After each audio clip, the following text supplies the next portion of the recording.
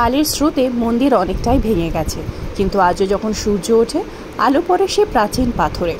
কোণার্ক সূর্য মন্দির শুধু স্থাপত্য নয়, এক অমর গল্প।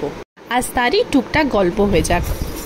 13 শতকে গঙ্গা রাজবংশের রাজা নরসিংহদেব ভাবলেন, আমি সূর্যদেবের জন্য এমন এক মন্দির করব যেটা দেখলেই মানুষ বুঝবে সূর্যের শক্তি আর সময়ের মহিমা। বেশ কিছু স্থপতি মিলেমিশে পরিকল্পনা করে বানালেন একটা বিশাল আকার রথের মতো দেখতে এই মন্দির। 12 মাসের প্রতীক হিসেবে রয়েছে 12 জোড়া চাকা এবং সপ্তাহের 7 দিনের প্রতীক হিসেবে ছিল 7টা ঘোড়া।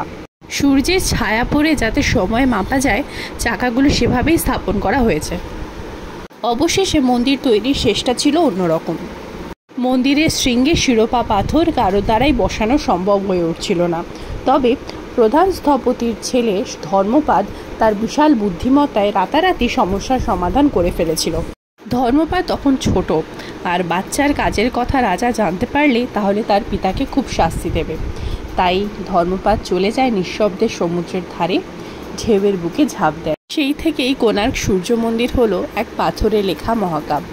আর তাই আমরা ঝড়, বৃষ্টি, গরম সবকিছু উপেক্ষা করে পৌঁছে গেছিলাম এই মন্দিরে। মন্দিরের গায়ে দেওয়াল জুড়ে রয়েছে খোদাই করা দেবদেবী, সৈনিক, নর্তকী, দৈনন্দিন জীবনের কাজকর্মের ছবি, তার সাথে কামদেবতার প্রতীকী রূপও।